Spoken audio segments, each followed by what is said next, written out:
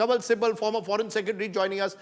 Sanjay Baru is raising a concern. Yes, Modi doctrine, tough kinetic action, but is there an end game? As we saw even with Operation Sindoor, suddenly, just as we had bombed Pakistan air bases, few hours later we had pulled out and agreed to an understanding with Pakistan. Is there a fear that this doctrine sounds very good, but how do you get off an escalatory spiral when you're dealing with Pakistan? How do you see the Prime Minister's speech, Mr. Sibal? Well, I have not heard the speech, but I see on the takeaways that you are publishing just now. Yes. And I think it's a very tough message. And I see it as a message to Trump because Trump has, to my mind, unnecessarily gone out of his way to put pressure on India, of equating India and Pakistan politically, militarily, morally, trying to internationalize the Kashmir issue, offering mediation. And his line obviously will give incentive to Pakistan not to draw the right lessons from what has happened, as well as other partners of the United States. It's unfortunate. But do you support, But do you support the essence of the Modi doctrine that every act of terror will now effectively be seen as an act of war, that we will not just spare the terrorists, we will also strike against their sponsors? So we will go into air bases in Pakistan, we will go into Bawalpur, Muridke. Do you support that, or do you believe this can lead to miscalculations? No, I don't think that this is the meaning of what Prime Minister is saying. I mean, if it's a minor attack, let's say a chap from other parts of India is killed in Jammu and Kashmir, as it has happened, some local Kashmiris are killed. It depends on the nature, the size of the attack. And then we have to decide whether it is an attack that merits a strong response from us. True, it is a difficult proposition. Even if there's a small attack, you can't go and start bombing their bases, because then there is a big cost that everyone pays. But there'll now be a great inhibition on the part of Pakistan, unless, of course, we think that you think this will deter Pakistan? You think this will deter Pakistan? You think this will deter Pakistan? Oh, absolutely, absolutely. They must have also drawn the right lessons from what has happened, just as we are drawing some lessons that we should be very careful in not treating every act of terrorism as an act of war, and we have to take the longer-term implications of this in view. Pakistan has to think twice, even more, in terms of provoking India. Okay. Do you agree with that? Do you agree with that, Mr. Rubio, that this approach of a kinetic doctrine, some are likening it already in their reactions to what Israel does, hits at Gaza whenever there is any terror attack? Of course, what happened in October 2023 was of another level. Do you believe, Mr. Rubin, we can do that effectively, that we can actually have this kind of muscular doctrine that the Prime Minister has enunciated? Is that the way the world should deal with terror, Mr. Rubin? I absolutely believe that's the way the world should be with terror. And then, at the very least, you claim the right to do this, and if you choose not to, that's something for down the road. But, look, terrorism is a cost-benefit analysis. That's why its sponsors embrace it as a tactic. You raise the cost, and it's going to cause some serious doubt.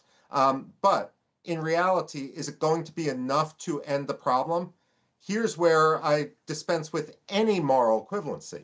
Look, the problem India faces, and for that matter the world faces, is only going to end when Pakistan fundamentally reforms the mess that its state has become.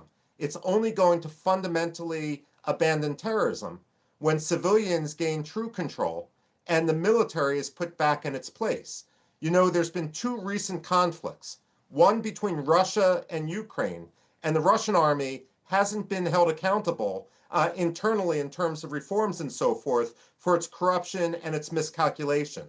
Then there was the Azerbaijan-Armenia war of 2020, where the Armenian military lost badly, and the defense minister, for all of his miscalculations and alleged corruption, today is in prison in Armenia.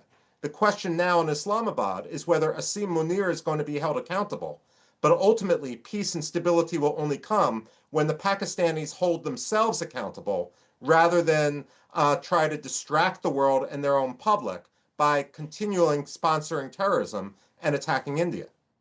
So let me just take that to you, that if tomorrow, God forbid, there is something similar to what happens in Pahalgam, and India decides, as the Modi doctrine says, that we're going to hit you back, will the US fully support us? Because in this particular 3-day conflict, as we keep saying, they showed this equivalence. Will that change? And what you're saying, Prime Minister Modi now needs to speak to Donald Trump and wake him up to the reality. Am I right? Ultimately, I think the United States will support India, but you're absolutely right.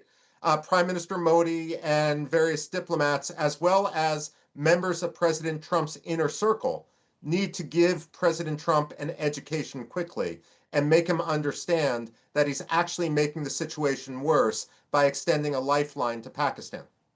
Let me give a final word to you then, Kanwal Sibal. Do you believe that that is one of the challenges for India's diplomats, to go across the world and say that, particularly to Washington, that this equivalence, you've been a former ambassador there, that this equivalence will no longer do? Because if that equivalence is retained, then this entire Modi doctrine simply doesn't, simply won't be able to have that kind of impact it needs to have to get Pakistan to end sponsoring terror. Well, frankly, I'm a bit puzzled and disappointed by the position that President Trump has taken. But then President Trump blows hot and cold. He doesn't focus on the complexities of the issues. He's whimsical, he's unpredictable. And what he's done can potentially do great damage to the trust building between India and the United States, because he's touching the raw nerves of India. And he's actually contradicting the basis, the core of Indian foreign policy when it comes to dealing with the Kashmir issue and with Pakistan. Huge error. We have people around him who understand the issues, and I hope they can influence him and educate him, as was rightly said, so that he doesn't put more and more his foot into his mouth. It's very unfortunate what he's doing, and he's putting us before a very, very difficult challenge at a time when we are committed to enlarging and deepening our relations with the United States, and things look pretty good after the visit of our Prime Minister there.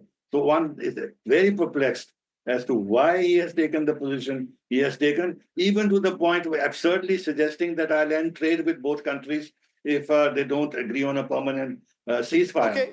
US trade with Pakistan is only $7 billion. With us, it's $200 billion. Is this a responsible politician speaking? Is it a responsible attitude of the President of the United States? I mean, it's very possible. But then Trump can always step back from it.